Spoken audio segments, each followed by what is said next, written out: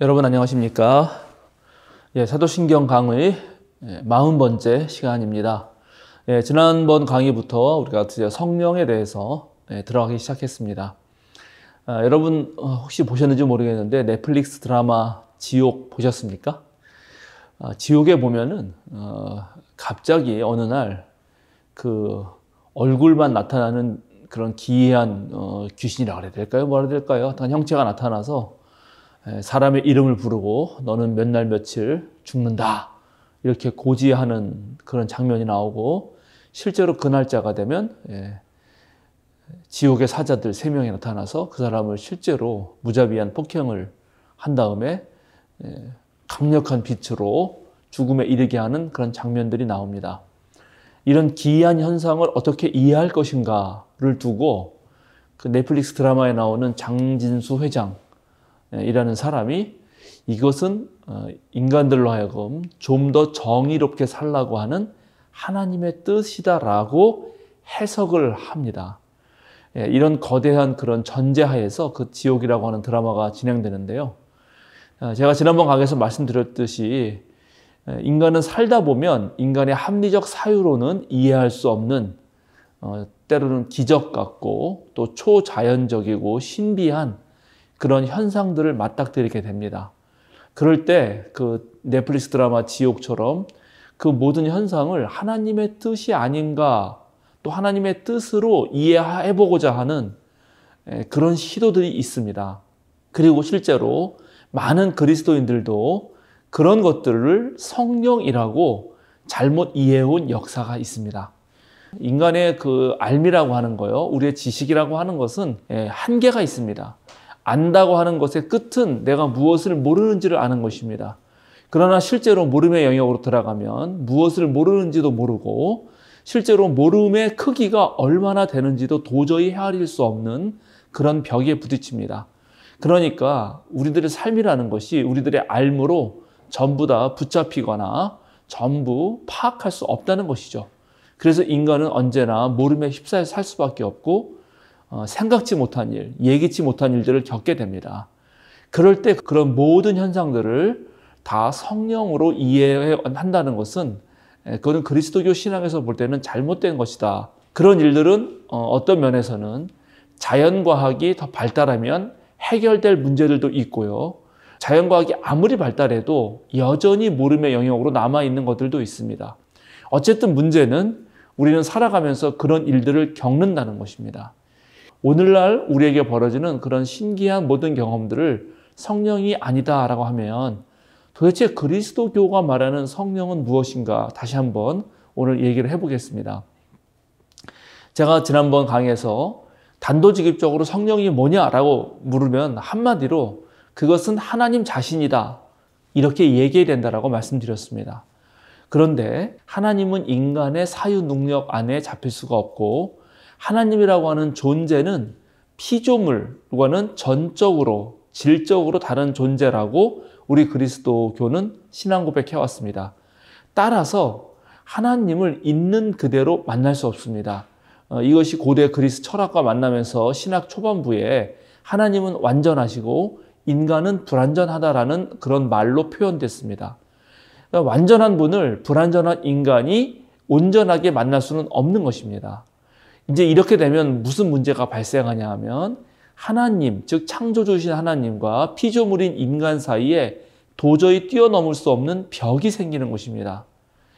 그런데 우리가 살아가면서 분명히 하나님이 우리를 찾아와 주시고 우리를 만나 주신다 하는 그런 신앙 체험들이 있습니다. 그래서 그런 체험들을 설명을 해야 되는데 그것을 곧바로 붙여서 하나님이다 이렇게 말하지는 못했고, 하나님이 우리와 함께 하셨다. 하나님이 우리에게 자신을 드러내셨고 하나님께서 우리와 함께 활동하셨다. 이런 식으로 설명을 해냈고, 그때 우리와 함께 하시는 분으로서의 하나님을 하나님의 영, 거룩한 영, 즉 성령이라고 불려왔던 것입니다. 나는 성령을 믿습니다 라고 아주 간단하게 처리되어 있지만 사실 성서 전체를 보면 하나님의 영은 매우 중요한 역할들을 해왔습니다.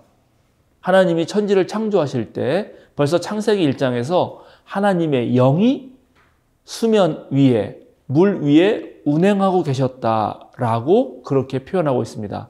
그러니까 하나님의 영은 태초에 온 세상을 창조할 때부터 활약을 하셨고요. 그 다음에 구약 성서 전체를 보면 그 이스라엘 신앙 공동체의 역사 속에서 한 개인에게 예언자라든가 제사장이라든가 왕에게 또는 이스라엘 백성 전체에게 심지어 이방인이라고 불리는 다른 민족들에게까지 전적으로 드러내셨습니다. 자신을. 그러나 즉 하나님의 영은 개인이든 공동체이든 어떤 하나님의 뜻대로 이 역사와 우주를 이끌어 오신 그런 영으로 고백됩니다.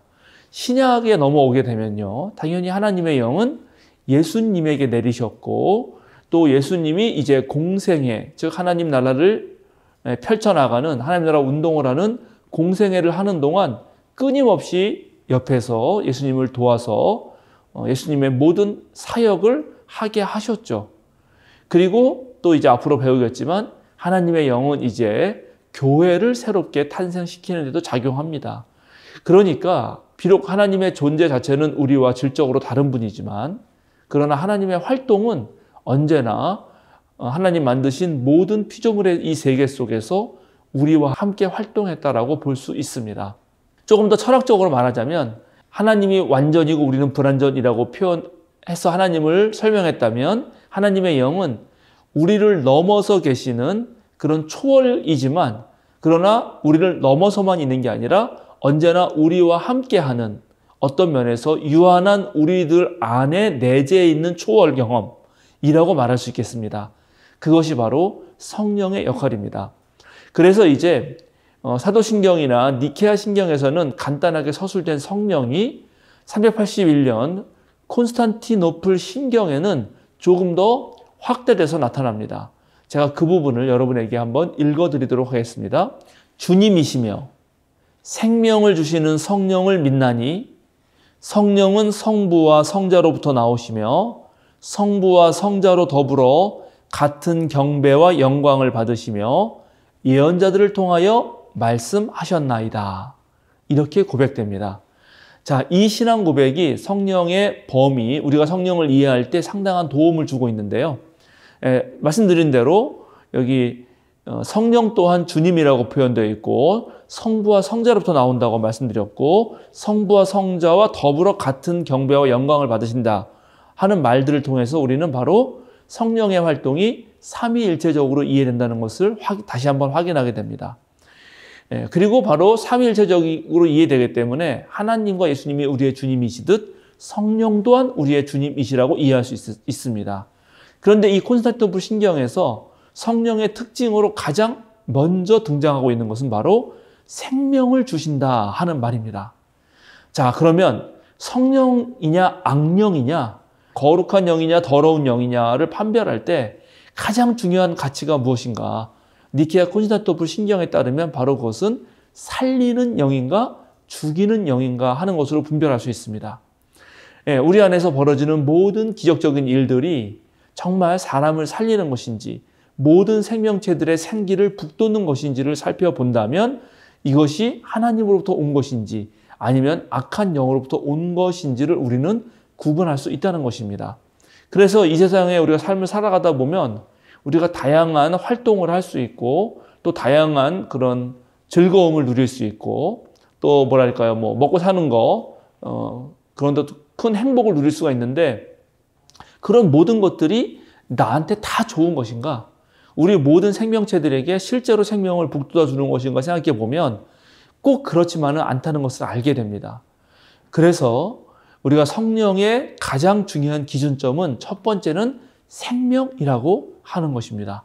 그리고 두 번째, 또 이 니케아 콘스탄티노플 신경에서 강조하고 있는 것 중에 하나는 예언자들을 통하여 말씀하셨다고 하는 것입니다. 즉 성령의 사역을 하나님이 우리에게 전해주신 말씀, 어떤 면에서는 계명, 올바로 살아가는 삶하고 연결 짓는다는 것입니다.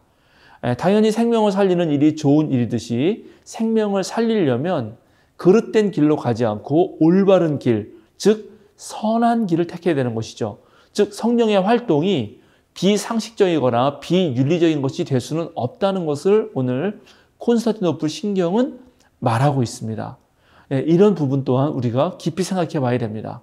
오늘날 비상식적인 교회에서 벌어지는 성령의 은사 같은 것을 보면은 사람을 살린다면서 큰 돈을 요구한다든지 성령의 은사로 병을 고친다고 하면서 사람에게 어떠한 폭력을 행한다든지 또 강제 노동을 시킨다든지 하는 아주 해괴망측한 짓들을 하는데 그런 것들을 보고 절대로 선하다라고 볼 수가 없지 않습니까?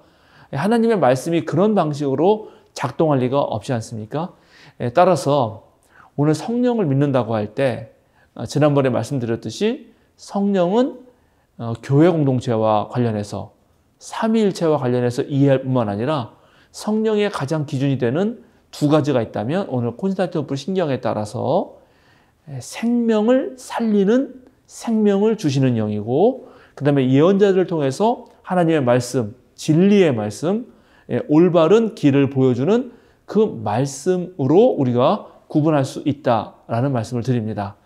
여러분 제 강의가 도움이 되셨다면 언제든 좋아요, 구독 부탁드리고 또 주변에 많은 분들에게 소개해 주셔서 오늘날처럼 너무나 많은 정보 속에서 헷갈리기 쉬운 이때에 그래도 좀 정리되고 우리 기독교 유관 전통에 따라서 전해지는 그런 말씀들로 자신의 신앙을 다듬어 가시면 좋겠습니다. 자, 그럼 다음 시간에 뵙도록 하겠습니다. 감사합니다.